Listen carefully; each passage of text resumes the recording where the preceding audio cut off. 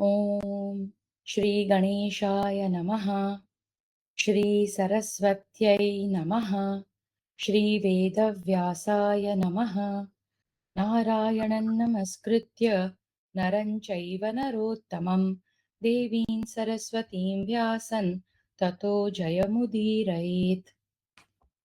त्रयोविंशोऽध्यायः। पांडव सेना के महारथियों के रथ, घोड़े, ध्वज तथा धनुषों का वर्णन। धृतराष्ट्र उवाच। धृतराष्ट्र ने पूछा, संजय, क्रोध में भरे हुए भीमसेन आदि जो योद्धा द्रोणाचार्य पर चढ़ाई कर रहे थे, उन सब के रथों के घोड़े, ध्वजा आदि चिन्ह कैसे थे, यह मुझे बताओ। संजय उवाच। संजय कहते हैं, राजन, रीछ के समान रंग वाले घोड़ों से जुटे हुए रथ पर बैठकर भीमसेन को आते देख चांदी के समान श्वेत घोड़ों वाले शूरवीर सात्यकी भी लौट पड़े। सारंग के समान सफेद, नीले, लाल रंग के घोड़ों से युक्त युधामन्यु स्वयं ही अपने घोड़ों को शीघ्रता पूर्वक हाँकता हुआ द्रोणाचार्य के रथ की ओर लौट पड़ा। वह दुर्जय वीर क्रोध में भरा हुआ था। सारंग के लिए टिप्पणी है, नीलकंठी टीका में अश्वशास्त्र के अनुसार घोड़ों के रंग और लक्षण आदि का परिचय दिया गया है। उसमें से कुछ आवश्यक बातें यहाँ यथास्थान उद्धृत की जाती हैं। सारंग का रंग सूचित करने वाला रंग इस प्रकार है। इतनीलारुणो वर्णः सारंगसदृशश्च सः। पांचाल राजकुमार धृष्टद्युम्न कबूतर के समान सफेद और नीले रंग वाले सुवर्ण भूषित एवं अत्यंत वेगशाली घोड़ों के द्वारा लौट आया। कबूतर का रंग बताने वाला वचन यूं मिलता है, पारावतकपोताभः सितनीलसमन्वयात्। नियम पूर्वक व्रत का पालन करने वाला क्षत्रधर्मा अपने पिता धृष्टद्युम्न की रक्षा और उनके अभीष्ट मनोरथ की उत्तम सिद्धि चाहता हुआ लाल रंग के घोड़ों से युक्त रथ पर आरूढ़ हो लौट आया। शिखंडी का पुत्र क्षत्रदेव कमल पत्र के समान रंग तथा निर्मल नेत्रों वाले सजे सजाए घोड़ों को स्वयं ही शीघ्रता पूर्वक हाँकता हुआ वहां आया। तोते की पंख के समान रोम वाले दर्शनीय काम्बोज देशीय घोड़े नकुल को वहन करते हुए बड़ी शीघ्रता के साथ आपके सैनिकों की ओर दौड़े।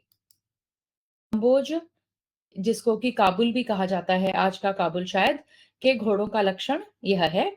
महाललाट जघन स्कंध वक्षोजवाहयाः दीर्घग्रीवायतार्हस्व मुष्काः काम्बोजका स्मृताः।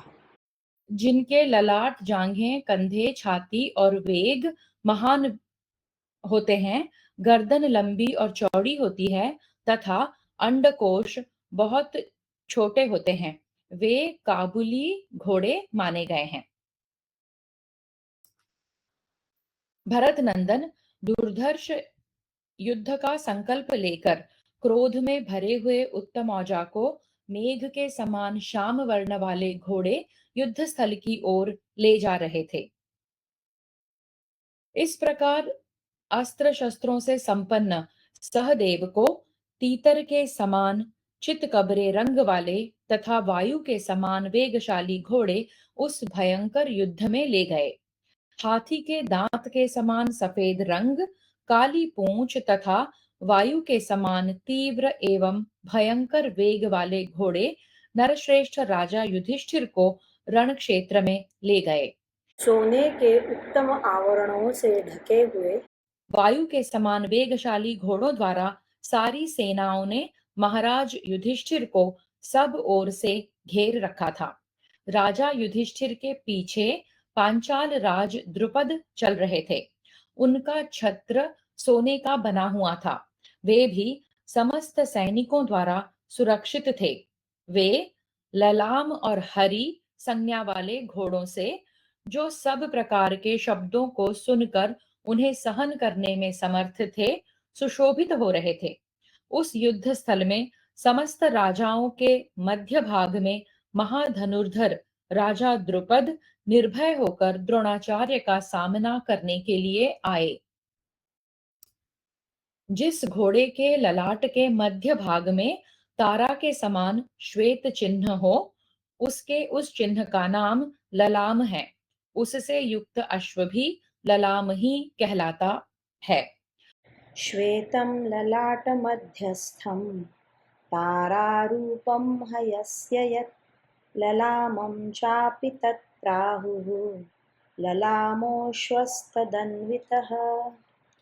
हरि का लक्षण इस प्रकार है।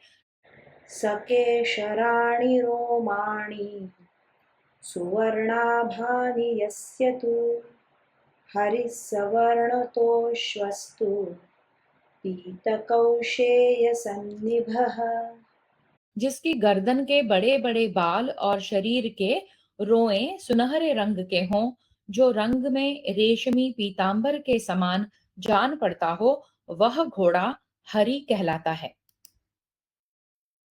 द्रुपद के पीछे संपूर्ण महारथियों के साथ राजा विराट शीघ्रता पूर्वक चल रहे थे। केकय राजकुमार शिखंडी तथा धृष्टकेतु ये अपनी अपनी सेनाओं से घिरकर मत्स्यराज विराट के पीछे चल रहे थे। शत्रुसूदन मत्स्यराज विराट के रथ को जो वहन करते हुए शोभा पा रहे थे, वे उत्तम घोड़े पाडर के फूलों के समान लाल और सफेद रंग वाले थे। हल्दी के समान पीले रंग वाले तथा सुवर्णमय माला धारण करने वाले वेगशाली घोड़े विराट राज के पुत्र को शीघ्रता पूर्वक रणभूमि की ओर ले जा रहे थे। 5 भाई केकय राजकुमार इंद्रगोप वीर बहुटी के समान रंग वाले घोड़ों द्वारा रणभूमि में लौट रहे थे। उन पांचों भाइयों की कांति सुवर्ण के समान थी तथा वे सब के सब लाल रंग की ध्वजा पताका का धारण किए हुए थे।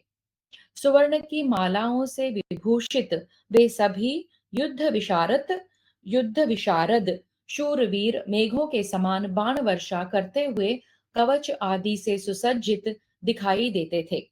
अमित तेजस्वी पांचाल राजकुमार शिखंडी को तुम्बुरु के दिए हुए मिट्टी के कच्चे बर्तन के समान रंग वाले दिव्य अश्व वहन करते थे। पांचालों के जो 12,000 महारथी युद्ध में लड़ रहे थे, उनमें से 6,000 इस समय शिखंडी के पीछे चलते थे। आर्य पुरुष सिंह शिशुपाल के पुत्र के सारंग के समान चितकबरे अश्व खेल करते हुए से वहन कर रहे थे।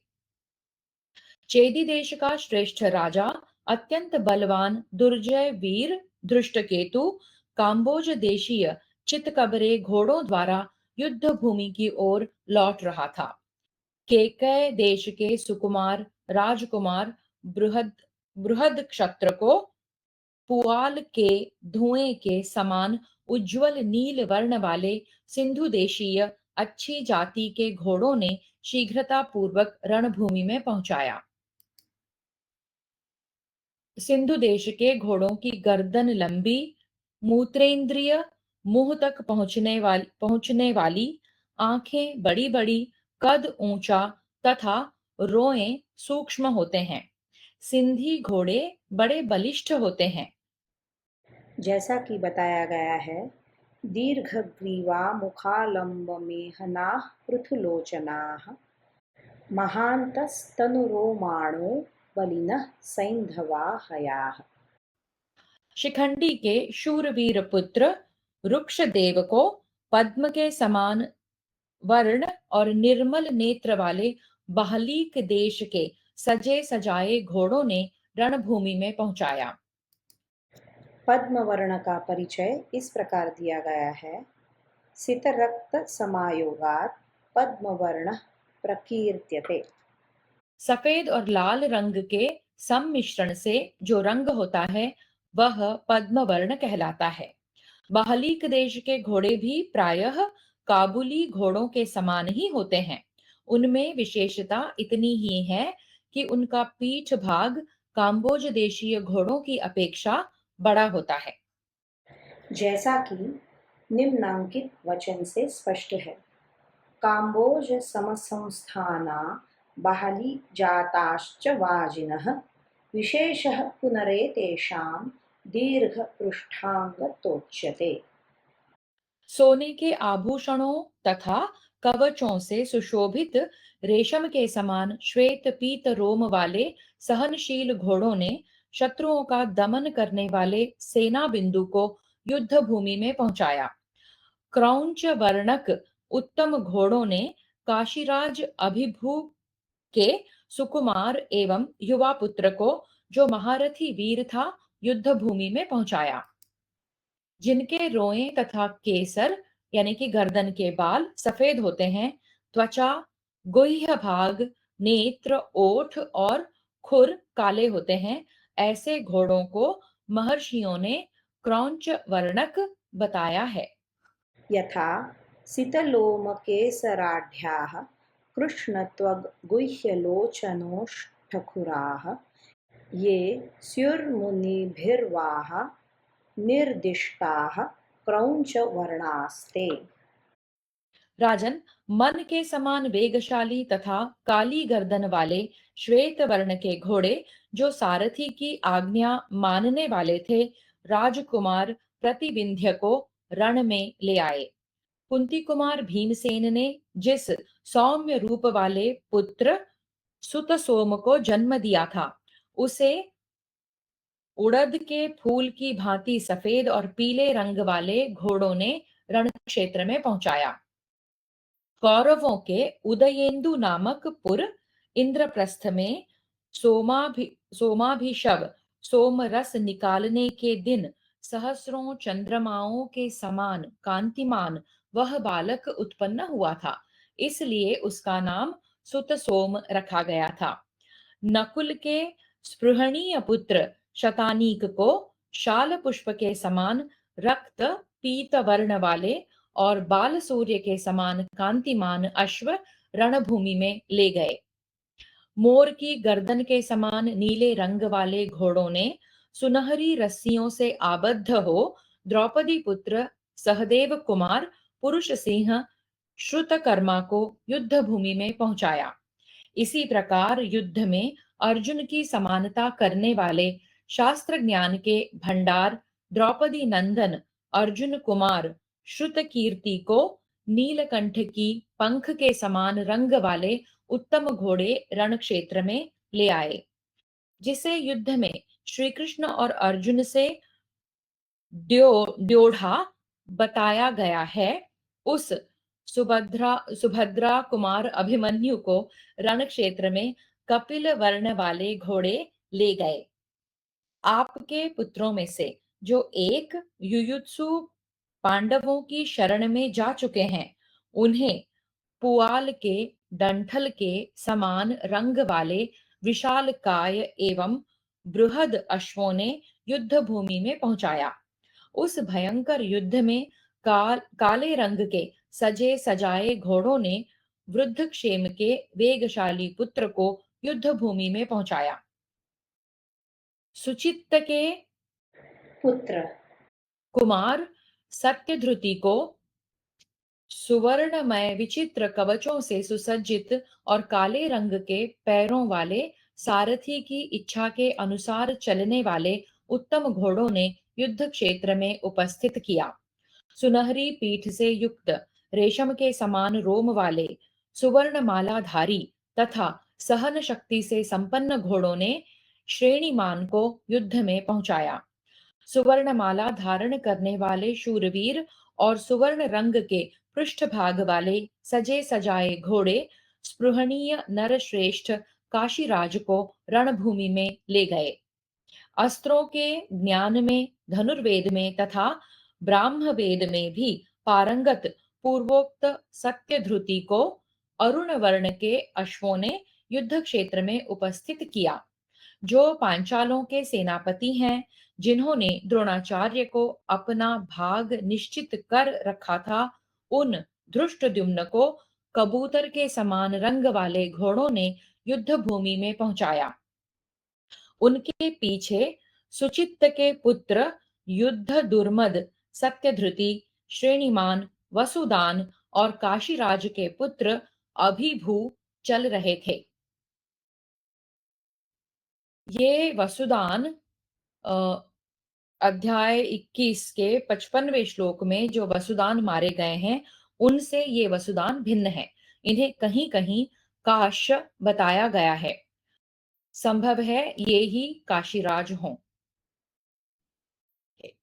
ये सब के सब यम और कुबेर के समान पराक्रमी योद्धा, वेगशाली, सुवर्णमालाओं से अलंकृत एवं सुशिक्षित, उत्तम काबुली घोड़ों द्वारा शत्रु सेना को भयभीत करते हुए धृष्टद्युम्न का अनुसरण कर रहे थे। इनके सिवा 6000 काम्बोज देशीय प्रभद्रक नाम वाले योद्धा हथियार उठाए भांति भांति के श्रेष्ठ घोड़ों से जुते हुए सुनहरे रंग के रथ और ध्वजा से संपन्न हो धनुष फैलाए अपने बाण समूहों द्वारा शत्रुओं को भय से कंपित करते हुए सब समान रूप से मृत्यु को स्वीकार करने के लिए उद्यत हो धृष्टद्युम्न के पीछे पीछे जा रहे थे।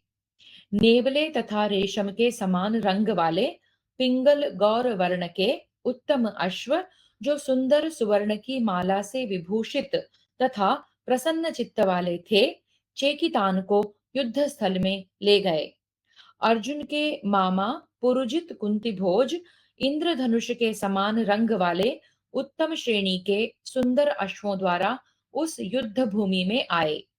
राजा रोचमान को तारकाओं से चित्रित अंतरिक्ष के समान चितकबरे घोड़ों ने युद्ध भूमि में पहुंचाया। जरासंध के पुत्र सहदेव को काले पैरों वाले चितकबरे श्रेष्ठ घोड़े, जो सोने की जाली से विभूषित थे, रणभूमि में ले गए।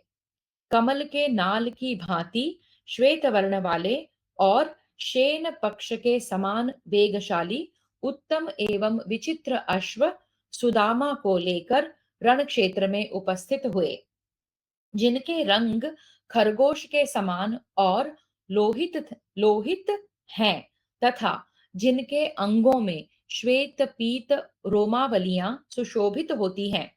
वे घोड़े उन गोपति पुत्र पांचाल राजकुमार सिंहसेन को युद्ध स्थल में ले गए।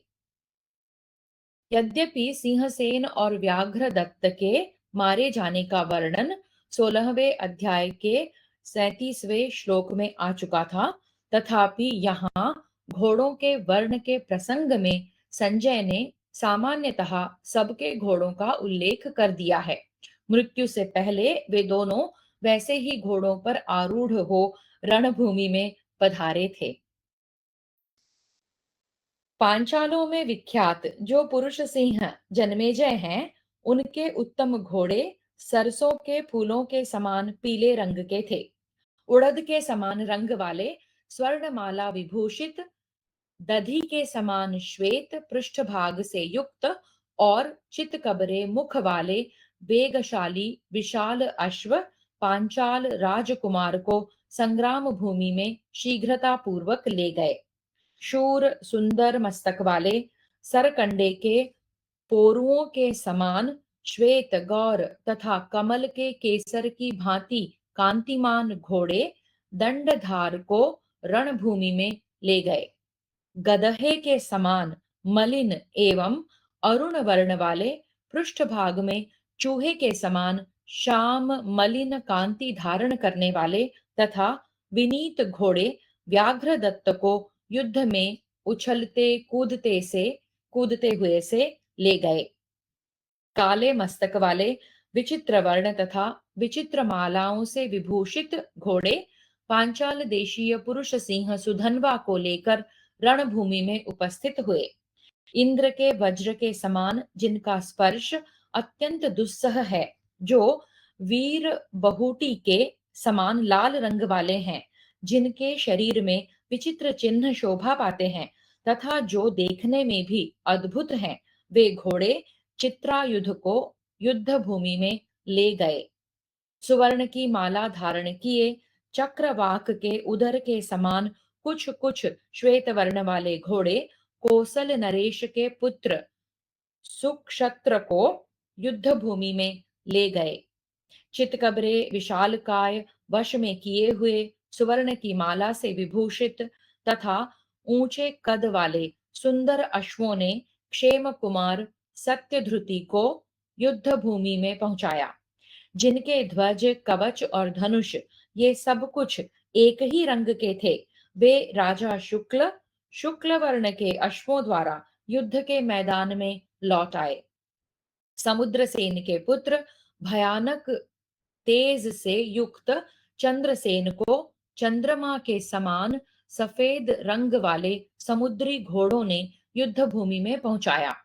नील कमल के समान रंग वाले सुवर्णमय आभूषणों से विभूषित विचित्र मालाओं वाले अश्व विचित्र रथ से युक्त राजा शैब्य को युद्ध स्थल में ले गए, जिनके रंग केराव के फूल के समान हैं, जिनकी रोम राजी श्वेत लोहित वर्ण की है। ऐसे श्रेष्ठ घोड़ों ने रण दुर्मद रथ सेन को संग्राम भूमि में पहुंचाया, जिन्हें सब मनुष्यों से अधिक शूरवीर नरेश कहा जाता है, जो चारों ओर लुटेरों का नाश करने वाले हैं। उन समुद्र प्रांत के अधिपति को तोते के समान रंग वाले घोड़े रणभूमि में ले गए, जिनके माला कवच अस्त्र शस्त्र और ध्वज सब कुछ विचित्र हैं। उन राजा चित्रायुध को पलाश के फूलों के समान लाल रंग वाले उत्तम घोड़े संग्राम में ले गए। इन्हीं का वर्णन पहले श्लोक 56 में भी आ चुका है। जिनके ध्वज कवच और धनुष सब एक रंग के थे, वे राजा नील अपने रथ में जुते हुए नील रंग के घोड़ों द्वारा रण क्षेत्र में उपस्थित हुए, जिनके रथ का आवरण रथ तथा धनुष नाना प्रकार के रत्नों से जटित एवं अनेक रूप वाले थे, जिनके घोड़े ध्वजा और पताकाएं भी विचित्र प्रकार की थीं। वे राजा चितकबरे घोड़ों द्वारा युद्ध के मैदान में आए, जिनके रंग कमल पत्र के समान थे। वे उत्तम घोड़े रोचमान के पुत्र हेमवर्ण को रणभूमि में ले गए। युद्ध करने में समर्थ, कल्याणमय कार्य करने वाले, सरकंडे के समान श्वेत गौर पीठ वाले, श्वेत अंडकोशधारी तथा मुर्गी के अंडे के समान सफेद घोड़े दंड केतु को युद्ध स्थल में ले गए। भगवान श्री कृष्ण के हाथों से जब युद्ध में पांड्य देश के राजा तथा वर्तमान नरेश के पिता मारे गए, पांड्य राजधानी का फाटक तोड़ फोड़ दिया गया और सारे बंधु बांधव भाग गए, उस समय जिसने भीष्म द्रोण परशुराम तथा कृपाचार्य से अस्त्र विद्या सीख कर उसमें रुक्मी कर्ण अर्जुन और श्री कृष्ण की समानता प्राप्त कर ली, फिर द्वारका को नष्ट करने और सारी पृथ्वी पर विजय पाने का संकल्प किया, यह देख विद्वान सुहृदों ने हित की कामना रखकर जिसे वैसा दुस्साहस करने से रोक दिया और अब जो वैर भाव छोड़कर अपने राज्य का शासन कर रहा है और जिसके रथ पर सागर के चिन्ह से युक्त ध्वजा फहराती है,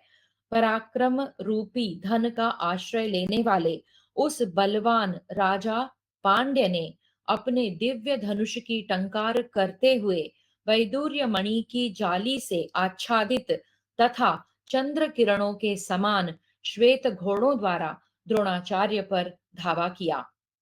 वासक पुष्पों के समान रंग वाले घोड़े राजा पांड्य के पीछे चलने वाले 1,40,000 श्रेष्ठ रथों का भार वहन कर रहे थे। अनेक प्रकार के रंग रूप से युक्त विभिन्न आकृति और मुख वाले घोड़े रथ के पहिए के चिन्ह से युक्त ध्वजा वाले वीर घटोत्कच को रणभूमि में ले गए। जो एकत्र हुए संपूर्ण भरत वंशियों के मतों का परित्याग करके अपने संपूर्ण मनोरथों को छोड़कर केवल भक्ति भाव से युधिष्ठिर के पक्ष में चले गए, उन लाल नेत्र विशाल भुजा वाले राजा बृहंत को, जो सुवर्ण में रथ पर बैठे हुए थे, अरट्ट देश के महापराक्रमी विशालकाय और सुनहरे रंग वाले घोड़े रणभूमि में ले गए। धर्म के ज्ञाता तथा सेना के मध्य भाग में विद्यमान नृपश्रेष्ठ युधिष्ठिर को चारों ओर से घेर कर सुवर्ण के समान रंग वाले श्रेष्ठ घोड़े उनके साथ साथ चल रहे थे।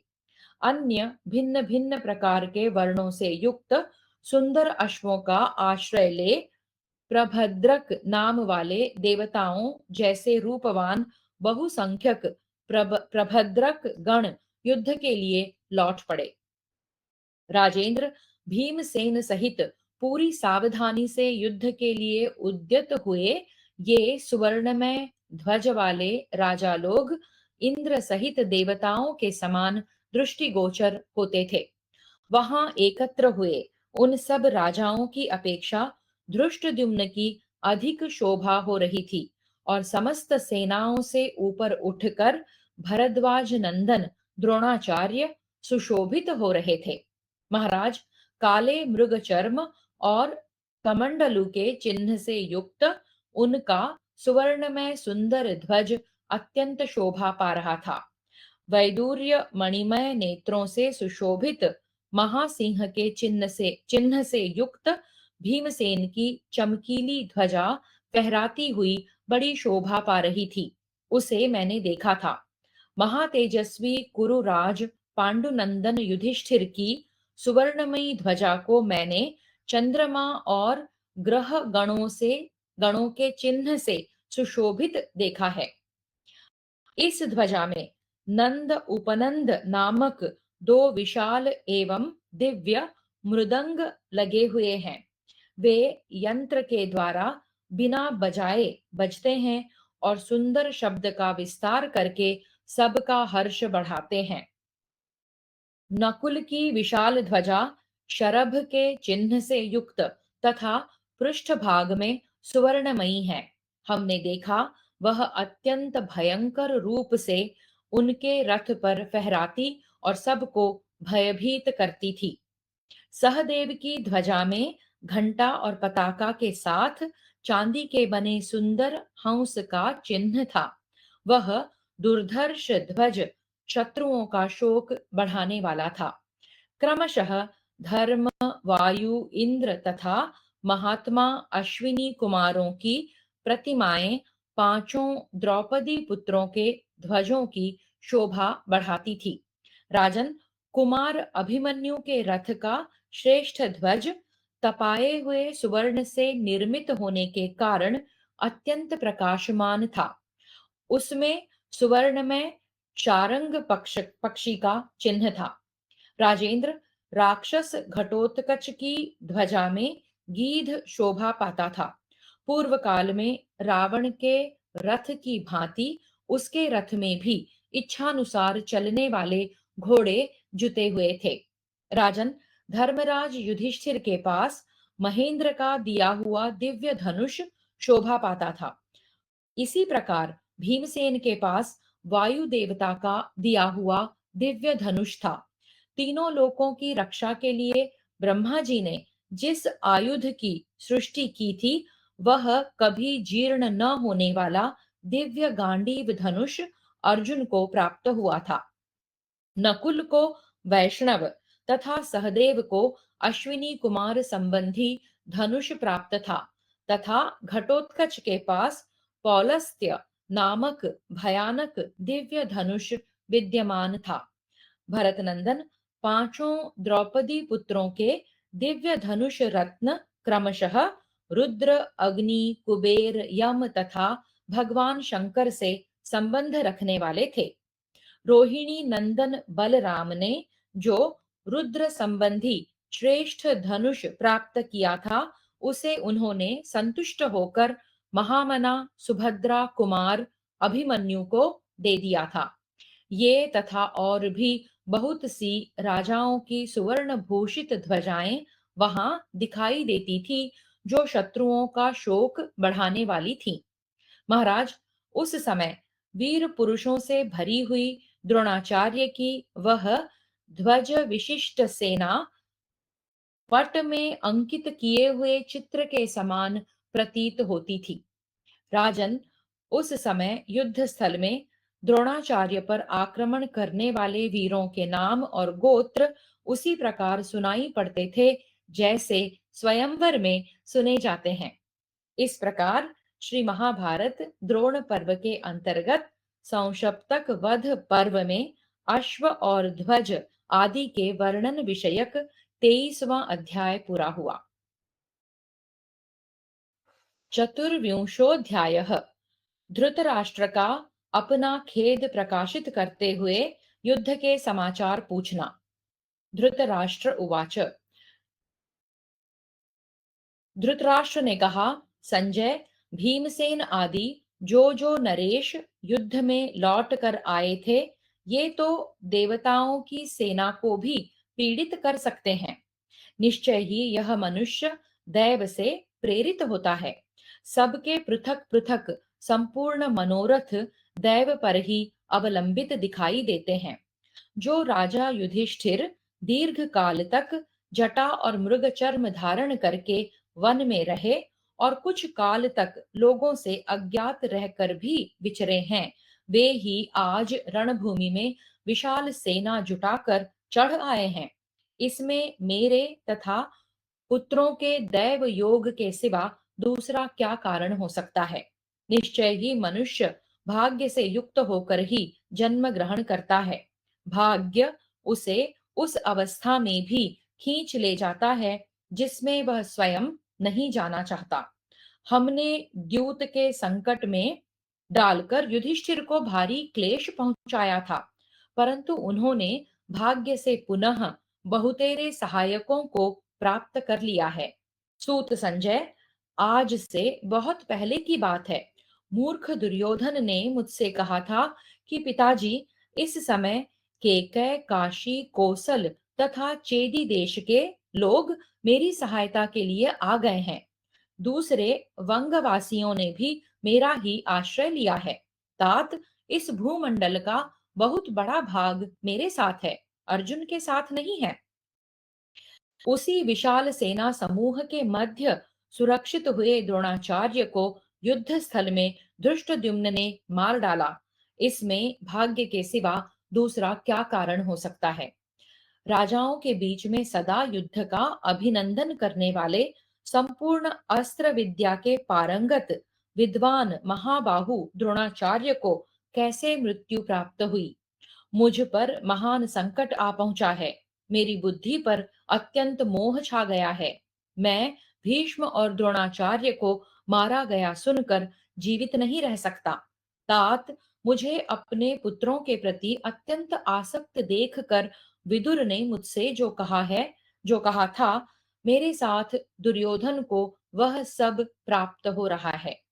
यदि मैं दुर्योधन को त्याग कर शेष पुत्रों की रक्षा करना चाहूं, तो यह अत्यंत निष्ठुरता का कार्य अवश्य होगा, परंतु मेरे सारे पुत्रों की तथा अन्य सब लोगों की भी मृत्यु नहीं होगी। जो मनुष्य धर्म का परित्याग करके अर्थ परायण हो जाता है, वह इस लोक से लौकिक स्वार्थ से भ्रष्ट हो जाता है और नीच गति को प्राप्त होता है। संजय, आज इस राष्ट्र का उत्साह भंग हो गया। प्रधान के मारे जाने से अब मुझे किसी का जीवन शेष रहता नहीं दिखाई देता। हम लोग सदा जिन सर्व समर्थ पुरुष सिंहों का आश्रय लेकर जीवन धारण करते थे, उन धुरंधर वीरों के इस लोक से चले जाने पर अब हमारी सेना का कोई भी सैनिक कैसे जीवित बच सकता है। संजय, वह युद्ध जिस प्रकार हुआ था, सब साफ साफ मुझसे बताओ। कौन कौन वीर युद्ध करते थे, कौन किसको परास्त करते थे और कौन कौन से क्षुद्र सैनिक भय के कारण युद्ध के मैदान से भाग गए थे। धनंजय अर्जुन के विषय में भी मुझे बताओ। रथियों में श्रेष्ठ अर्जुन ने क्या क्या किया था? मुझे उनसे तथा शत्रु स्वरूप भीमसेन से अधिक भय लगता है। संजय, पांडव सैनिकों के पुनः युद्ध भूमि में लौट आने पर मेरी शेष सेना के साथ जिस प्रकार उनका अत्यंत भयंकर संग्राम हुआ था वह कहो। तात, पांडव सैनिकों के लौटने पर तुम लोगों के मन की कैसी दशा हुई? मेरे पुत्रों की सेना में जो शूरवीर थे, उनमें से किन लोगों ने शत्रु पक्ष के किन वीरों को रोका था?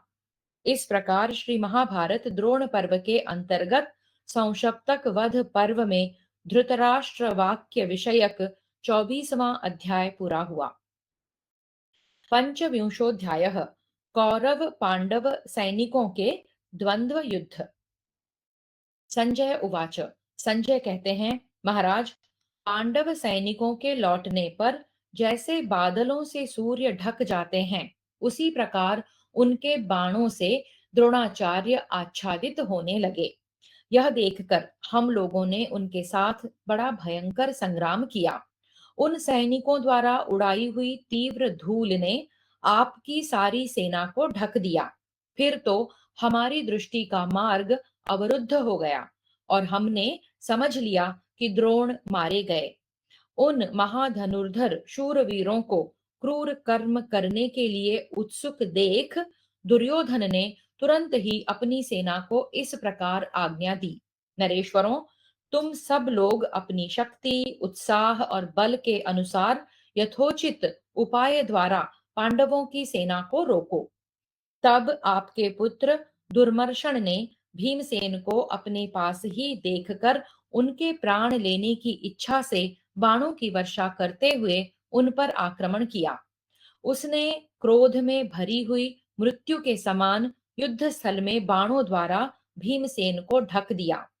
साथ ही भीमसेन ने भी अपने बाणों द्वारा उसे गहरी चोट पहुंचाई। इस प्रकार उन दोनों में महाभयंकर युद्ध होने लगा। अपने स्वामी राजा दुर्योधन की आज्ञा पाकर वे प्रहार करने में कुशल, बुद्धिमान शूरवीर राज्य को और मृत्यु के भय को छोड़कर युद्ध स्थल में शत्रुओं का सामना करने लगे। प्रजानाथ, द्रोण को अपने वश में करने की इच्छा से आगे बढ़ते हुए संग्राम में शोभा पाने वाले शूरवीर सात्यकी को कृतवर्मा ने रोक दिया। तब क्रोध में भरे हुए सात्यकी ने कुपित हुए कृतवर्मा को अपने बाण समूहों द्वारा आगे बढ़ने से रोका और कृतवर्मा ने सात्यकी को ठीक उसी तरह जैसे एक मत वाला हाथी दूसरे मत वाले गजराज को रोक देता है। भयंकर धनुष धारण करने वाले सिंधुराज जयद्रथ ने महाधनुर्धर क्षत्रवर्मा को अपने तीखे बाणों द्वारा प्रयत्न पूर्वक द्रोणाचार्य की ओर आने से रोक दिया। क्षत्रवर्मा ने कुपित हो सिंधुराज जयद्रथ के ध्वज और धनुष काटकर 10 नाराजों द्वारा उसके सभी मर्म स्थानों में चोट पहुंचाई। तब सिंधुराज ने दूसरा धनुष लेकर सिद्धहस्त पुरुष की भांति संपूर्णतः लोहे के बने हुए बाणों द्वारा रण क्षेत्र में क्षत्रवर्मा को घायल कर दिया। पांडुनंदन युधिष्ठिर के हित के लिए प्रयत्न करने वाले भरतवंशी महारथी शूरवीर युयुत्सु को सुबाहु ने प्रयत्न पूर्वक द्रोणाचार्य की ओर आने से रोक दिया। तब युयुत्सु ने प्रहार करते हुए सुबाहु की परिघ के समान मोटी एवं धनुष बाणों से युक्त दोनों भुजाओं को अपने तीखे और पानीदार 2 छुरों द्वारा काट गिराया। पांडव श्रेष्ठ धर्मात्मा राजा युधिष्ठिर को मद्रराज शल्य ने उसी प्रकार रोक दिया जैसे क्षुब्ध महासागर को तट की भूमि रोक देती है। धर्मराज युधिष्ठिर ने शल्य पर बहुत से मर्मभेदी बाणों की वर्षा की। तब मद्रराज भी 64 बाणों द्वारा युधिष्ठिर को घायल करके जोर जोर से गर्जना करने लगे। तब ज्येष्ठ पांडव युधिष्ठिर ने दो छुरों द्वारा गर्जना करते हुए राजा शल्य के ध्वज और धनुष को काट डाला।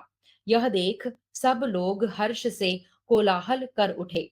इसी प्रकार अपनी सेना सहित राजा बाहलीक ने सैनिकों के साथ धावा करते हुए राजा द्रुपद को अपने बाणों द्वारा रोक दिया। जैसे मद की धारा बहाने वाले दो विशाल गज यूथपतियों में लड़ाई होती है, उसी प्रकार सेना सहित उन दोनों वृद्ध नरेशों में बड़ा भयंकर युद्ध होने लगा। अवंती के राजकुमार विंद और अनुविंद ने अपनी सेनाओं के साथ लेकर विशाल वाहिनी सहित अपनी सेनाओं को साथ लेकर विशाल वाहिनी सहित मत्स्यराज विराट पर उसी प्रकार धावा किया जैसे पूर्व काल में अग्नि और इंद्र ने राजा बलि पर आक्रमण किया था। उस समय मत्स्य देशीय सैनिकों का केकय देशीय योद्धाओं के साथ देवासुर संग्राम के समान अत्यंत घमासान युद्ध हुआ। उसमें हाथी घोड़े और रथ सभी निर्भय होकर एक दूसरे से लड़ रहे थे। नकुल का पुत्र शतानीक बाण समूहों की वर्षा करता हुआ द्रोणाचार्य की ओर बढ़ रहा था। उस समय भूतकर्मा सभापति ने उसे द्रोण की ओर आने से रोक दिया। तदनंतर नकुल के पुत्र ने तीन तीखे भल्लों द्वारा युद्ध में भूतकर्मा की बाहु तथा मस्तक काट डाले। पराक्रमी वीर सुतसोम बाण समूहों की बौछार करता हुआ द्रोणाचार्य के सम्मुख आ रहा था। उसे विविंशति ने रोक दिया। तब सुतसोम ने अत्यंत कुपित हो अपने चाचा विविंशति को सीधे जाने वाले बाणों द्वारा घायल कर दिया और स्वयं एक वीर पुरुष की भांति कवच बांधे सामने खड़ा रहा। तदनंतर भीमरथ ने छह तीखे लोहमय शीघ्रगामी बाणों द्वारा सारथी सहित शाल्व को यमलोक पहुंचा दिया। महाराज, श्रुतकर्मा मोर के समान रंग वाले घोड़ों पर आ रहा था। उस आपके पौत्र श्रुतकर्मा को चित्रसेन के पुत्र ने रोका। आपके दोनों दुर्जय पौत्र एक दूसरे के वध की इच्छा रखकर अपने पितृगणों का मनोरथ सिद्ध करने के लिए अच्छी तरह युद्ध करने लगे। उस महासमर में प्रतिविंध्य को द्रोणाचार्य के सामने खड़ा देख पिता का सम्मान करते हुए अश्वत्थामा ने बाणों द्वारा रोक दिया।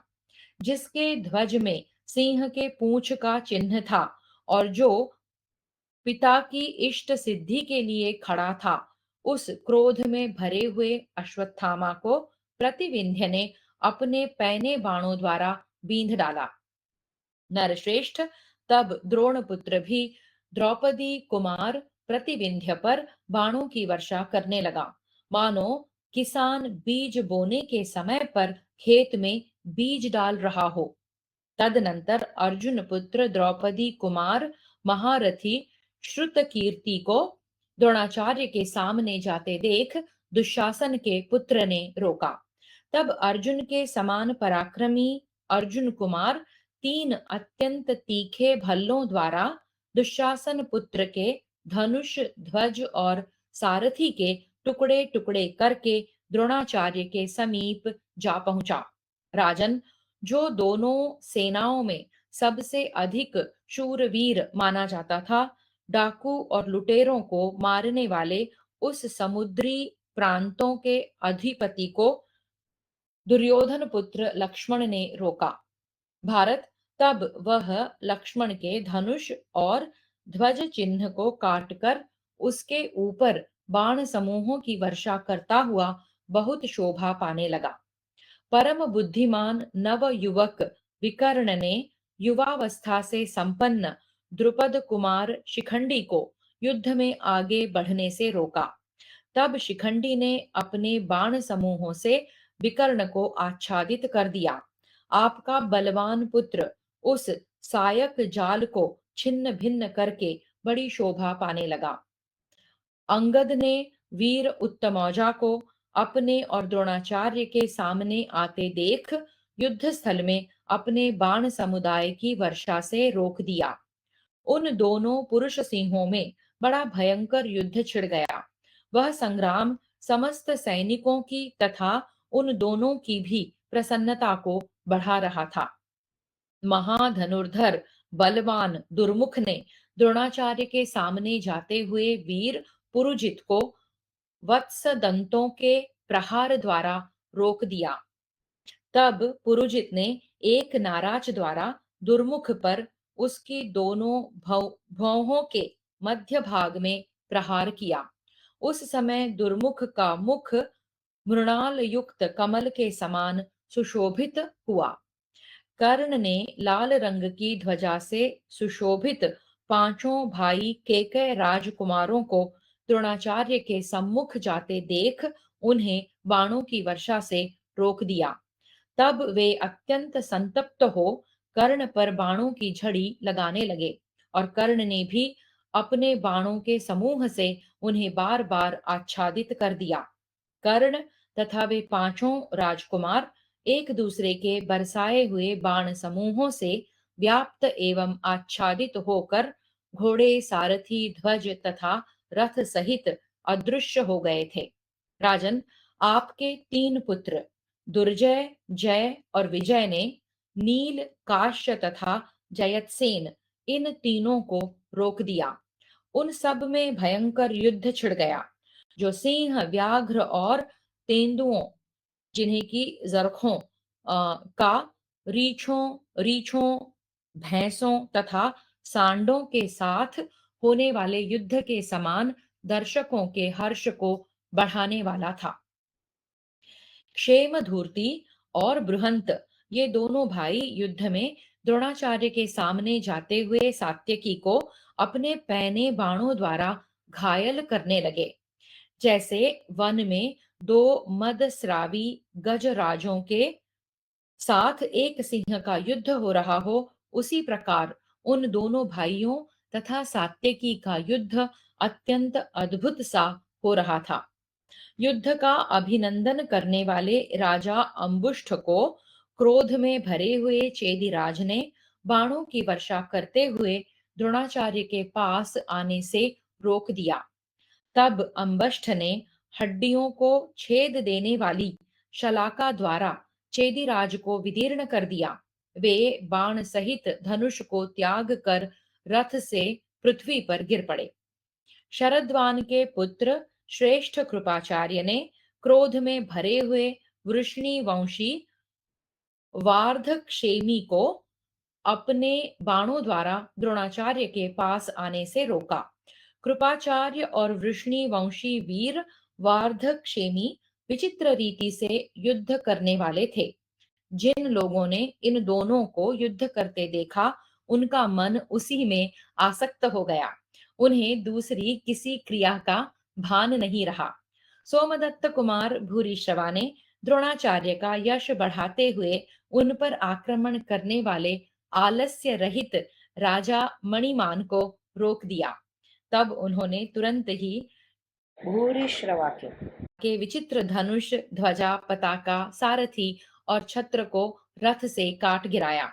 यह देख यूप के चिन्ह से सुशोभित ध्वज वाले शत्रुसूदन भूरिश्रवा ने तुरंत ही रथ से कूदकर लंबी तलवार से घोड़े, सारथी, ध्वज एवं रथ सहित राजा मणिमान को काट डाला। राजन, तत्पश्चात भूरिश्रवा अपने रथ पर बैठकर स्वयं ही घोड़ों को काबू में रखता हुआ दूसरा धनुष हाथ में ले पांडव सेना का संहार करने लगा। जैसे इंद्र असुरों पर आक्रमण करते हैं, उसी प्रकार द्रोणाचार्य पर धावा करने वाले दुर्जय वीर पांड्य को शक्तिशाली वीर वृषसेन ने अपने सायक समूहों से रोक दिया। तत्पश्चात गदा, परिघ, खड्ग, पट्टिश, लोहे के घन पत्थर, अडंगर भुशुंडी, प्रास, तोमर, सायक, मुसल, मुदगर, चक्र, भिंदीपाल, फरसा, धूल, हवा, अग्नि, जल, भस्म, मिट्टी के ढेले, तिनके तथा वृक्षों से कौरव सेना को पीड़ा देता, शत्रुओं का अंग भंग करता, तोड़ता फोड़ता, मारता भगाता फेंकता एवं सारी सेना को भयभीत करता हुआ घटोत्कच वहां द्रोणाचार्य को पकड़ने के लिए आया। उस समय उस राक्षस को क्रोध में भरे हुए अलम्बुश नामक राक्षस ने ही अनेकानेक युद्धों में उपयोगी नाना प्रकार के अस्त्र शस्त्रों द्वारा गहरी चोट पहुंचाई। उन दोनों श्रेष्ठ राक्षस यूथपतियों में वैसा ही युद्ध हुआ जैसा कि पूर्व काल में शंबरासुर तथा देवराज इंद्र में हुआ था। महाराज, भरद्वाज नंदन द्रोणाचार्य ने देखा कि पांडव सेनापति महारथी धृष्टद्युम्न दूसरे शत्रुओं को लांघ कर अपने मंत्रियों तथा सेवकों सहित मेरी ही ओर आ रहा है और शत्रु सेना पर बाणों का भारी जाल सा बिखेर रहा है। तब उन्होंने स्वयं आगे बढ़कर उसे रोका। राजन, इसी प्रकार अन्य सब राजा भी अपने बल और साधनों के अनुसार शत्रुओं के साथ भिड़ गए। उनकी संख्या बहुत होने के कारण सबके नामों का उल्लेख नहीं किया गया है। घोड़ों से घोड़े, हाथियों से हाथी, पैदलों से पैदल तथा बड़े बड़े रथों से महान रथ जूझ रहे थे। इस उस युद्ध में पुरुष शिरोमणि वीर अपने कुल और पराक्रम के अनुरूप एक दूसरे से भिड़कर आर्य जनोचित कर्म कर रहे थे। महाराज, आपका कल्याण हो। इस प्रकार आपके और पांडवों के उस भयंकर संग्राम में रथ, हाथी, घोड़े और पैदल सैनिकों के सैकड़ों द्वंद्व आपस में युद्ध कर रहे थे। द्रोणाचार्य के वध और संरक्षण में लगे हुए पांडव तथा कौरव सैनिकों में जैसा संग्राम हुआ था, ऐसा पहले कभी न तो देखा गया है और न सुना ही गया है। प्रभो, वहां भिन्न भिन्न दलों में बहुत से विस्तृत युद्ध दृष्टिगोचर हो रहे थे, जिन्हें देखकर दर्शक कहते थे, यह घोर युद्ध हो रहा है, यह विचित्र संग्राम दिखाई देता है और यह अत्यंत भयंकर मारकाट हो रही है। इस प्रकार श्री महाभारत द्रोण पर्व के अंतर्गत संशप्तक वध पर्व में द्वंद्व युद्ध विषयक 25वां अध्याय पूरा हुआ। षड्विंशोऽध्यायः भीमसेन का भगदत्त के हाथी के साथ युद्ध तथा युद्ध हाथी और भगदत्त का भयानक पराक्रम। धृतराष्ट्र उवाच। धृतराष्ट्र ने पूछा, संजय, इस प्रकार जब सैनिक पृथक पृथक युद्ध के लिए लौटे और कौरव योद्धा आगे बढ़कर सामना करने के लिए उद्यत हुए, उस समय मेरे तथा कुंती के वेगशाली पुत्रों ने आपस में किस प्रकार युद्ध किया? संशप्तकों की सेना पर चढ़ाई करके अर्जुन ने क्या किया, अथवा संशप्तकों ने अर्जुन का क्या कर लिया? संजय उवाच। संजय ने कहा, राजन, इस प्रकार जब पांडव सैनिक पृथक पृथक युद्ध के लिए लौटे और कौरव योद्धा आगे बढ़कर सामना करने के लिए उद्यत हुए, उस समय आपके पुत्र दुर्योधन ने हाथियों की सेना साथ लेकर स्वयं ही भीमसेन पर आक्रमण किया। जैसे हाथी से हाथी और सांड से सांड भिड़ जाता है, उसी प्रकार राजा दुर्योधन के ललकारने पर भीमसेन स्वयं ही हाथियों की सेना पर टूट पड़े। आदरणीय नरेश, कुंती कुमार भीमसेन युद्ध में कुशल तथा बाहुबल से संपन्न हैं। उन्होंने थोड़ी ही देर में हाथियों की उस सेना को विदीर्ण कर डाला। वे पर्वत के समान विशालकाय हाथी सब ओर मद की धारा बहा रहे थे, परंतु भीमसेन के नाराजों से विद्ध होने पर उनका सारा मद उतर गया। वे युद्ध से विमुख होकर भाग चले। जैसे जोर से उठी हुई वायु मेघों की घटा को छिन्न भिन्न कर डालती है, उसी प्रकार पवन पुत्र भीमसेन ने उन समस्त गज सेनाओं को तहस नहस कर डाला। जैसे उदित हुए सूर्य समस्त भुवनों में अपनी किरणों का विस्तार करते हैं, उसी प्रकार भीमसेन उन हाथियों पर बाणों की वर्षा करते हुए शोभा पा रहे थे। वे भीम के बाणों से मारे जाकर परस्पर सटे हुए हाथी आकाश में सूर्य की किरणों से गुंथे हुए नाना प्रकार के मेघों की भांति शोभा पा रहे थे। इस प्रकार गज सेना का संहार करते हुए पवन पुत्र भीमसेन के पास आकर क्रोध में भरे हुए दुर्योधन ने उन्हें पहने बाणों से बींध डाला। यह देख भीमसेन की आंखें खून के समान लाल हो गईं। उन्होंने क्षण भर में राजा दुर्योधन का नाश करने की इच्छा से पंख युक्त पहने बाणों द्वारा उसे बींध डाला। दुर्योधन के सारे अंग बाणों से व्याप्त हो गए थे।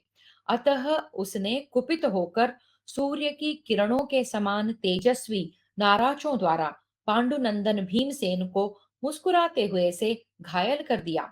राजन, उसके रत्न निर्मित विचित्र ध्वज के ऊपर मणिमय नाग विराजमान था। उसे पांडुनंदन भीम ने शीघ्र ही दो भल्लों से काट गिराया और उसके धनुष के भी टुकड़े टुकड़े कर दिए। आर्य भीमसेन के द्वारा दुर्योधन को पीड़ित होते देख क्षोभ में डालने की इच्छा से मत वाले हाथी पर बैठे हुए राजा अंग उनका सामना करने के लिए आ गए। वह गजराज मेघ के समान गर्जना करने वाला था। उसे अपनी ओर आते देख भीमसेन ने उसके कुंभ स्थल में नाराजों द्वारा बड़ी चोट पहुंचाई। भीमसेन का नाराज उस हाथी के शरीर को विदीर्ण करके धरती में समा गया। इससे वह गजराज वज्र के मारे हुए पर्वत की भांति पृथ्वी पर गिर पड़ा। वह म्लेच्छ जातीय अंग हाथी से अलग नहीं हुआ था। उस हाथी के साथ साथ वह नीचे गिरना ही चाहता था कि शीघ्रकारी भीमसेन ने एक भल्ल के द्वारा उसका सिर काट दिया। उस वीर के धराशायी होते ही उसकी वह सारी सेना भागने लगी। घोड़े, हाथी तथा रथ सभी घबराहट में पड़कर इधर उधर चक्कर काटने लगे। वह सेना अपने ही पैदल सिपाहियों को रौंदती हुई भाग रही थी। इस प्रकार उन सेनाओं के व्यूह भंग होने तथा चारों ओर भागने पर प्राग ज्योतिषपुर के राजा भगदत्त ने अपने हाथी के द्वारा भीमसेन पर धावा किया। इंद्र ने जिस ऐरावत हाथी के द्वारा दैत्यों और दानवों पर विजय पाई थी, उसी के वंश में उत्पन्न हुए गजराज पर आरूढ़ हो भगदत्त ने भीमसेन पर चढ़ाई की थी। वह गजराज अपने दो पैरों तथा सिकोड़ी हुई सूंड के द्वारा सहसा भीमसेन पर टूट पड़ा। उसके नेत्र सब ओर घूम रहे थे। वह क्रोध में भरकर पांडुनंदन भीमसेन को मानो मथ डालेगा, इस भाव से भीमसेन के रथ की ओर दौड़ा और उसे घोड़ों सहित सामान्यतः चूर्ण कर दिया। भीमसेन पैदल दौड़कर उस हाथी के शरीर में छिप गए। पांडुपुत्र भीम अंजलि का वेद जानते थे, इसलिए वहां से भागे नहीं। हाथी के निचले भाग में कोई ऐसा स्थान होता है जिसमें दोनों हाथों के द्वारा थपथपाने से हाथी को सुख मिलता है। इस अवस्था में वह महावत के मारने पर भी टस से मस नहीं होता। भीमसेन इस कला को जानते थे। इसी का नाम अंजलिका वेद है। वे उसके शरीर के नीचे होकर हाथ से बारंबार थपथपाते हुए वध की आकांक्षा रखने वाले उस अविनाशी गजराज को लाड़ प्यार करने लगे। उस समय वह हाथी तुरंत ही कुम्हार के चाक के समान सब ओर घूमने लगा। उसमें 10,000 हाथियों का बल था। वह शोभायमान गजराज भीमसेन को मार डालने का प्रयत्न कर रहा था। भीमसेन भी उसके शरीर के नीचे से निकलकर उस हाथी के सामने खड़े हो गए। उस समय हाथी ने अपनी सूंड से गिराकर उन्हें दोनों घुटनों से कुचल डालने का प्रयत्न किया। इतना ही नहीं, उस हाथी ने उन्हें गले में लपेटकर मार डालने की चेष्टा की। तब भीमसेन उसे भ्रम में डालकर उसकी सूंड से सूंड के लपेट से अपने आप को छुड़ा लिया। तदनंतर भीमसेन पुनः उस हाथी के शरीर में ही छिप गए और अपनी सेना की ओर से उस हाथी का सामना करने के लिए किसी दूसरे हाथी के आगमन की प्रतीक्षा करने लगे। थोड़ी देर बाद भीम हाथी के शरीर से निकलकर बड़े वेग से भाग गए। उस समय सारी सेना में बड़े जोर से कोलाहल होने लगा। आर्य, उस समय सबके मुंह से यही बात निकल रही थी, अहो, इस हाथी ने भीमसेन को मार डाला। यह कितनी बुरी बात है। राजन, उस हाथी से भयभीत हो पांडवों की सारी सेना सहसा वहीं भाग गई जहां भीमसेन खड़े थे। तब राजा युधिष्ठिर ने भीमसेन को मारा गया जानकर पांचाल देशीय सैनिकों को साथ ले भगदत्त को चारों ओर से घेर लिया। शत्रुओं को संताप देने वाले वे श्रेष्ठ रथी उन महारथी भगदत्त को सब ओर से घेर कर उनके ऊपर सैकड़ों और हजारों पैने बाणों की वर्षा करने लगे। पर्वत राज भगदत्त ने उन बाणों के प्रहार का अंकुश द्वारा निवारण किया और हाथी को आगे बढ़ाकर पांडव तथा पांचाल योद्धाओं को कुचल डाला। प्रजानाथ, उस युद्ध स्थल में हाथी के द्वारा बूढ़े राजा भगदत्त का हम लोगों ने अद्भुत पराक्रम देखा। तत्पश्चात दशार्ण राज ने मदस्रावी, शीघ्रगामी तथा तिरछी दिशा पार्श्व भाग की ओर से आक्रमण करने वाले गजराज के द्वारा भगदत्त पर धावा किया। वे दोनों हाथी बड़े भयंकर रूप वाले थे। उन दोनों का युद्ध वैसा ही प्रतीत हुआ जैसा कि पूर्व काल में पंख युक्त एवं वृक्षावली से विभूषित दो पर्वतों में युद्ध हुआ करता था। प्राग ज्योतिष नरेश के हाथी ने लौटकर और पीछे हटकर दशार्ण राज के हाथी के पार्श्व भाग में गहरा आघात किया और उसे विदीर्ण करके मार गिराया। तत्पश्चात राजा भगदत्त ने सूर्य की किरणों के समान चमकीले 7 तोमरों द्वारा हाथी पर बैठे हुए शत्रु दशार्ण राज को, जिसका आसन विचलित हो गया था, मार डाला। तब युधिष्ठिर ने राजा भगदत्त को अपने बाणों से घायल करके विशाल रथ सेना के द्वारा सब ओर से घेर लिया। जैसे वन के भीतर पर्वत के शिखर पर दावानल प्रज्वलित हो रहा हो, उसी प्रकार सब ओर रथियों से घिरकर हाथी की पीठ पर बैठे हुए राजा भगदत्त सुशोभित हो रहे थे। बाणों की वर्षा करते हुए भयंकर धनुर्धर रथियों का मंडल उस हाथी पर सब ओर से आक्रमण कर रहा था और वह हाथी चारों ओर चक्कर काट रहा था। उस समय प्राग ज्योतिषपुर के राजा ने उस महान गजराज को सब ओर से काबू में करके सहसा सात्यकी के रथ की ओर बढ़ाया। युयुधान यानी कि सात्यकी अपने रथ को छोड़कर दूर हट गए और उस समय उस महान गजराज ने शिनी पौत्र सात्यकी के उस रथ को सूंड से पकड़कर बड़े वेग से फेंक दिया। तदनंतर सारथी ने अपने रथ के विशाल सिंधी घोड़ों को उठाकर खड़ा किया और कूदकर रथ पर जा चढ़ा। फिर रथ सहित सात्यकी के पास जाकर खड़ा हो गया। उसी बीच में अवसर पाकर वह गजराज बड़ी उतावली के साथ रथ के घेरे से पार निकल गया और समस्त राजाओं को उठा उठाकर फेंकने लगा।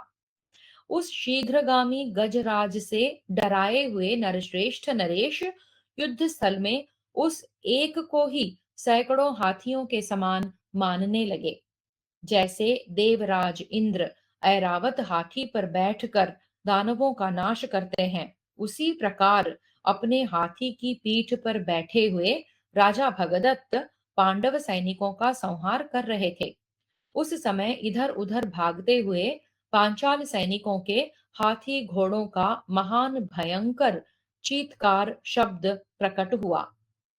भगदत्त के द्वारा समर भूमि में पांडव सैनिकों के खदेड़े जाने पर भीमसेन कुपित हो पुनः प्राग ज्योतिष के स्वामी भगदत्त पर चढ़ आए। उस समय आक्रमण करने वाले भीमसेन के घोड़ों पर उस हाथी ने सूंड से जल छोड़कर उन्हें भयभीत कर दिया।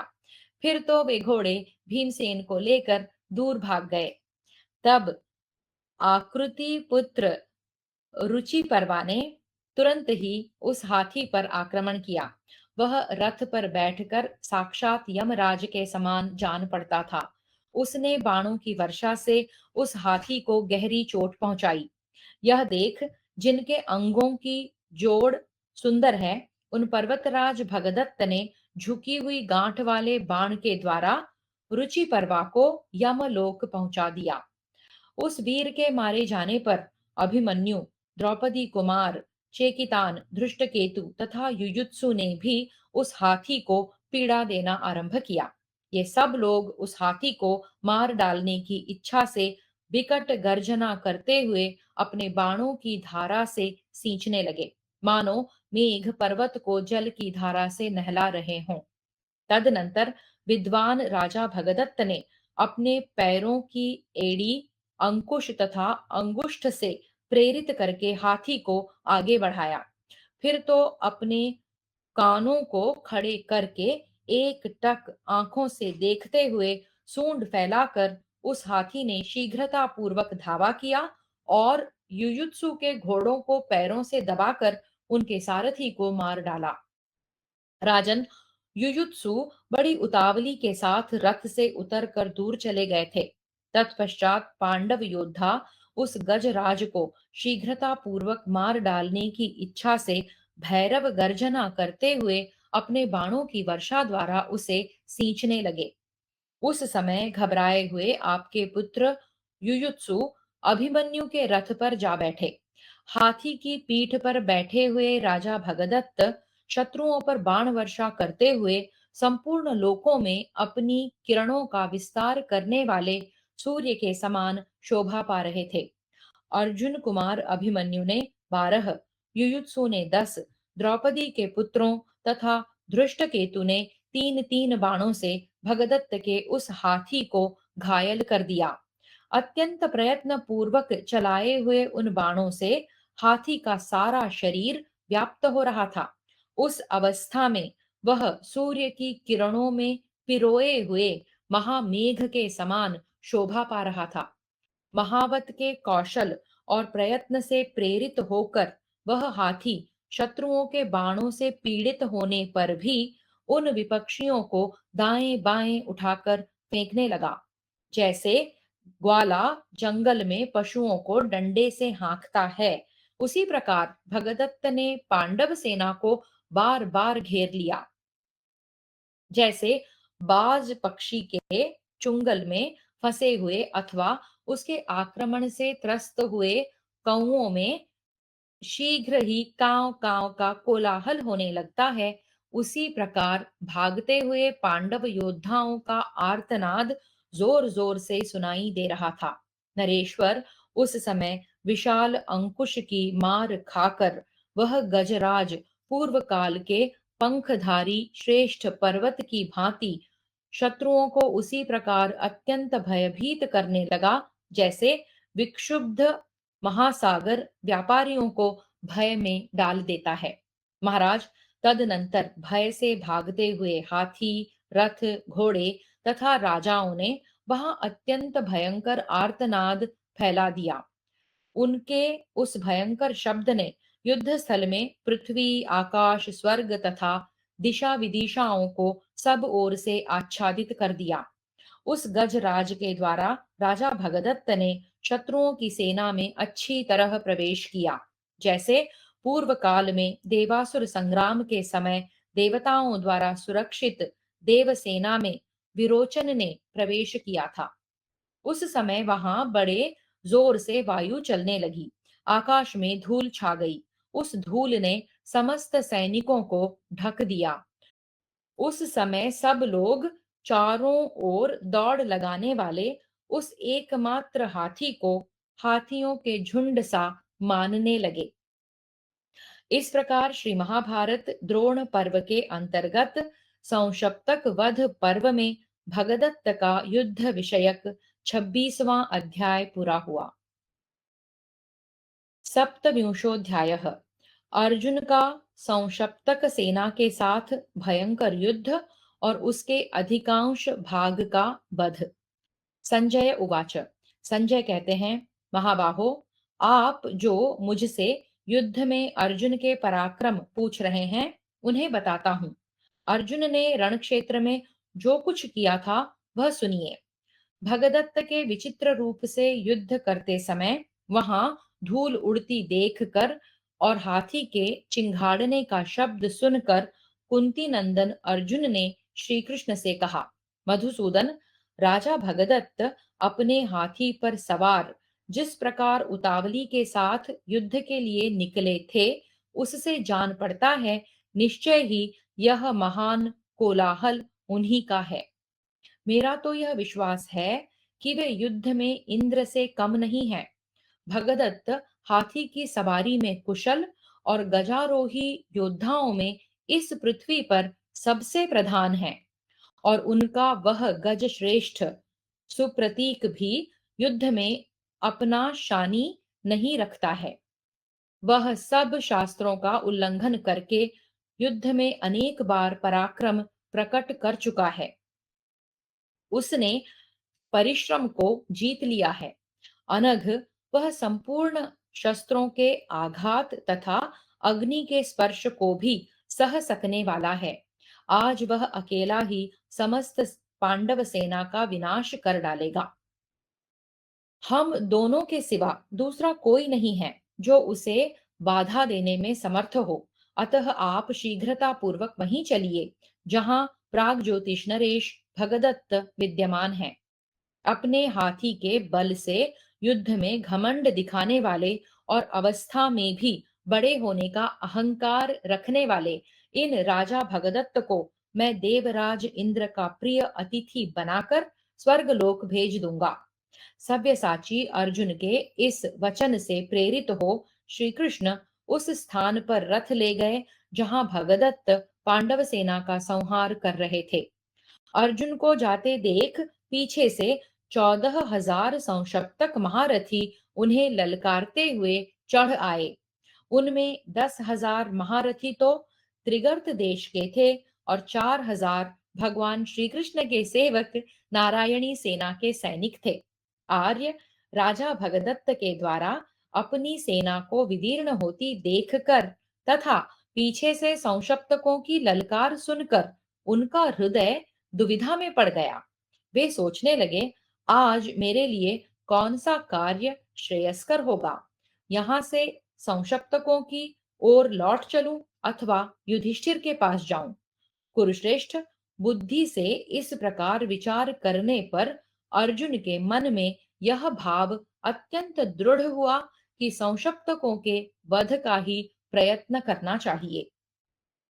श्रेष्ठ वानर चिन्ह से सुशोभित ध्वजा ध्वजा वाले इंद्र कुमार अर्जुन उपर्युक्त बात सोचकर सहसा लौट पड़े।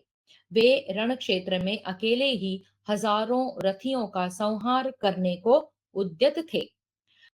अर्जुन के वध का उपाय सोचते हुए दुर्योधन और कर्ण दोनों के मन में यही विचार उत्पन्न हुआ था। इसीलिए उनसे युद्ध को दो भागों इसीलिए उसने युद्ध को दो भागों में बांट दिया।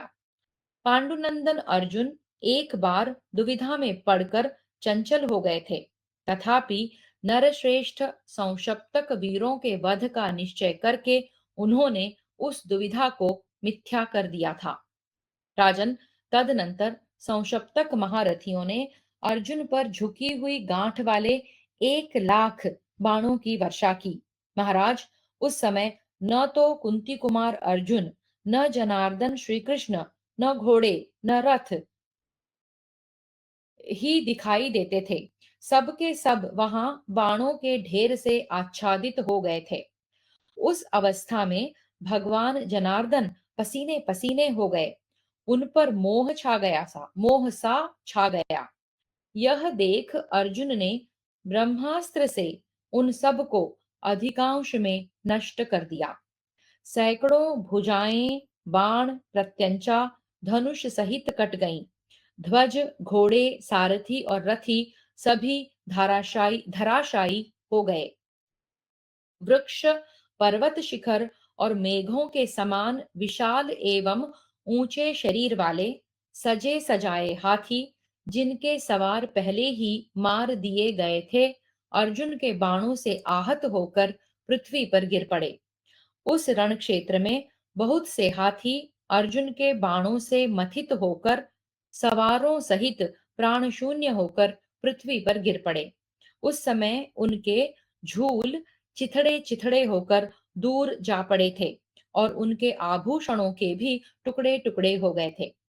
किरीटधारी अर्जुन के भल्ल नामक बाणों से रुष्टि, प्रास, खड्ग, नखर, मुदगर और फरसों सहित वीरों की भुजाएं कट कर गिर गईं। आर्य योद्धाओं के मस्तक, जो बाल सूर्य, कमल और चंद्रमा के समान सुंदर थे, अर्जुन के बाणों से छिन्न भिन्न हो पृथ्वी पर गिर पड़े। जब क्रोध में भरे हुए अर्जुन नाना प्रकार के प्राणनाशक बाणों द्वारा शत्रुओं का नाश करने लगे, उस समय आभूषणों से विभूषित हुई संशप्तकों की सारी सेना जलने लगी। जैसे हाथी कमलों से भरे हुए सरोवर को मथ डालता है, उसी प्रकार अर्जुन को सारी सेना का विनाश करते देख सब प्राणी साधु साधु कहकर अर्जुन की प्रशंसा करने लगे। इंद्र के समान अर्जुन का वह पराक्रम देख भगवान श्री कृष्ण अत्यंत आश्चर्य में पड़कर हाथ जोड़े हुए बोले, पार्थ, मेरा ऐसा विश्वास है कि आज समर भूमि में तुमने जो कार्य किया है, यह इंद्र, यम और कुबेर के लिए भी दुष्कर है। इस संग्राम में मैंने सैकड़ों और हजारों संशप्तक महारथियों को एक साथ ही गिरते देखा है। इस प्रकार वहां खड़े हुए संशप्तक योद्धाओं में से अधिकांश का वध करके अर्जुन ने भगवान श्री कृष्ण से कहा, अब भगदत्त के पास चलिए। इस प्रकार श्री महाभारत द्रोण पर्व के अंतर्गत संशप्तक वध पर्व में संशप्तकों का वध विषयक 27वां अध्याय पूरा हुआ। अष्टाविंशोऽध्यायः। संशप्तकों का संहार करके अर्जुन का कौरव सेना पर आक्रमण तथा भगदत्त और उनके हाथी का पराक्रम। संजय उवाच। संजय कहते हैं, महाराज, तदनंतर द्रोण की सेना के समीप जाने की इच्छा वाले अर्जुन के सुवर्ण भूषित एवं मन के समान वेगशाली अश्वों को भगवान श्री कृष्ण ने बड़ी उतावली के साथ द्रोणाचार्य की सेना तक पहुंचने के लिए हांका। द्रोणाचार्य के सताए हुए अपने भाइयों के पास जाते हुए कुरुश्रेष्ठ अर्जुन को भाइयों सहित सुशर्मा ने युद्ध की इच्छा से ललकारा और पीछे से उन पर आक्रमण किया। तब श्वेतवाहन अर्जुन ने अपराजित श्री कृष्ण से इस प्रकार कहा, अच्युत, यह भाइयों सहित सुशर्मा मुझे पुनः युद्ध के लिए बुला रहा है। उधर उत्तर दिशा की ओर अपनी सेना का नाश किया जा रहा है। मधुसूदन, इन संशप्तकों ने आज मेरे मन को दुविधा में डाल दिया है। क्या मैं संशप्तकों का वध करूं अथवा शत्रुओं द्वारा पीड़ित हुए अपने सैनिकों की रक्षा करूं? इस प्रकार मेरा मन संकल्प विकल्प में पड़ा है, जो आप जानते ही हैं। आप जानते ही हैं। बताइए, अब मेरे लिए क्या करना अच्छा होगा?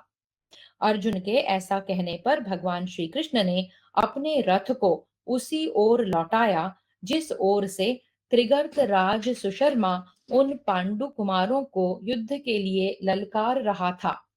तत्पश्चात अर्जुन ने सुशर्मा को 7 बाणों से घायल करके 2 छुरों द्वारा उसके ध्वज और धनुष को काट डाला। साथ ही त्रिगर्त राज के भाई को भी 6 बाण मारकर अर्जुन ने उसे घोड़े और सारथी सहित तुरंत यमलोक भेज दिया। तदनंतर सुशर्मा ने सर्प के समान आकृति वाली लोहे की बनी हुई एक शक्ति को अर्जुन के ऊपर चलाया और वसुदेव नंदन श्री कृष्ण पर तोमर से प्रहार किया। अर्जुन ने 3 बाणों द्वारा शक्ति तथा 3 बाणों द्वारा तोमर को काटकर सुशर्मा को अपने बाण समूहों द्वारा मोहित करके पीछे लौटा दिया। राजन, इसके बाद वे इंद्र के समान बाण समूहों की भारी वर्षा करते हुए जब आपकी सेना पर आक्रमण करने लगे, उस समय आपके सैनिकों में से कोई भी उन उग्र रूपधारी अर्जुन को रोक न सका। तत्पश्चात जैसे अग्नि घास फूस के समूह को जला डालती है, उसी प्रकार अर्जुन अपने बाणों द्वारा समस्त कौरव महारथियों को क्षत विक्षत करते हुए वहां आ पहुंचे। परम बुद्धिमान कुंती पुत्र के उस असह्य वेग को कौरव सैनिक उसी प्रकार नहीं सह सके जैसे प्रजा अग्नि का स्पर्श नहीं सहन कर पाती। राजन, अर्जुन ने बाणों की वर्षा से कौरव सेना को आच्छादित करते हुए गरुड़ के समान वेग से भगदत्त पर आक्रमण किया। महाराज, विजयी अर्जुन ने युद्ध में शत्रुओं की अश्रुधारा को बढ़ाने वाले जिस धनुष को कभी निष्पाप भरत वंशियों का कल्याण करने के लिए नवाया था, उसी को कपट द्यूत खेलने वाले आपके पुत्र के अपराध के कारण संपूर्ण क्षत्रियों का विनाश करने के लिए हाथ में लिया। नरेश्वर, कुंती कुमार अर्जुन के द्वारा मथी जाती हुई आपकी वाहिनी उसी प्रकार छिन्न भिन्न होकर बिखर गई जैसे नाव किसी पर्वत से टकराकर टूक टूक हो जाती है। तदनंतर 10,000 धनुर्धर वीर जय अथवा पराजय के हेतुभूत युद्ध का क्रूरतापूर्ण निश्चय करके लौट आए। उन महारथियों ने अपने हृदय से भय को निकालकर अर्जुन को वहां घेर लिया। युद्ध में समस्त भारों को सहन करने वाले अर्जुन ने उनसे लड़ने का भारी भार भी अपने ही ऊपर ले लिया। जैसे 60 वर्ष का मदस्रावी हाथी क्रोध में भरकर नरकुलों के जंगल को रौंद कर धूल में मिला देता है, उसी प्रकार प्रयत्नशील पार्थ ने आपकी सेना को मटिया मेट कर दिया। उस सेना के मथ डाले जाने पर राजा भगदत्त ने उसी सुप्रतीक हाथी के द्वारा सहसा धनंजय पर धावा किया। नरश्रेष्ठ अर्जुन ने रथ के द्वारा ही उस हाथी का सामना किया। रथ और हाथी का वह संघर्ष बड़ा भयंकर था। शास्त्रीय विधि के अनुसार निर्मित और सुसज्जित रथ तथा सुशिक्षित हाथी के द्वारा वीरवर अर्जुन और भगदत्त संग्राम भूमि में विचरने लगे। तदनंतर इंद्र के समान शक्तिशाली राजा भगदत्त अर्जुन पर मेघ सदृश हाथी से बाण समूह रूपी जल राशि की वर्षा करने लगे। इधर पराक्रमी इंद्र कुमार अर्जुन ने अपने बाणों की वृष्टि से भगदत्त की बाण वर्षा को अपने पास तक पहुंचने के पहले ही छिन्न भिन्न कर दिया। आर्य तदनंतर प्राग ज्योतिष नरेश राजा भगदत्त ने भी विपक्षी की उस बाण वर्षा का निवारण करके महाबाहु अर्जुन और श्री कृष्ण को अपने बाणों से घायल कर दिया। फिर उनके ऊपर बाणों का महान जाल सा बिछाकर श्री कृष्ण और अर्जुन दोनों के वध के लिए उस गजराज को आगे बढ़ाया। क्रोध में भरे हुए यमराज के समान उस हाथी को आक्रमण करते देख भगवान श्री कृष्ण ने तुरंत ही रथ द्वारा उसे अपने दाहिने कर दिया। यद्यपि वह महान गजराज आक्रमण करते समय अपने बहुत निकट आ गया था, तो भी अर्जुन ने धर्म का स्मरण करके सवारों सहित उस हाथी को मृत्यु के अधीन करने की इच्छा नहीं की। भगदत्त के हाथी ने जब आक्रमण किया, उस समय श्री कृष्ण रथ को बगल में हटाकर उसके आघात से बच गए। अर्जुन ने हाथी के सवारों को सचेत नहीं किया था। उस दशा में हाथी को मारना युद्ध के लिए स्वीकृत नियमों के विरुद्ध होता। उसमें नियम था, समाभाष्य प्रहर्तव्यम। विपक्षी को सावधान करके उसके ऊपर प्रहार करना चाहिए। इसलिए अर्जुन ने धर्म का विचार करके उसे उस समय नहीं मारा। आदरणीय महाराज, उस हाथी ने बहुत से हाथियों, रथों और घोड़ों को कुचलकर यमलोक भेज दिया। यह देख अर्जुन को बड़ा क्रोध हुआ। इस प्रकार श्री महाभारत द्रोण पर्व के अंतर्गत संशप्तक वध पर्व में भगदत्त का युद्ध विषयक 28वां अध्याय पूरा हुआ। हरि ओम। श्री कृष्णार्पणमस्तु।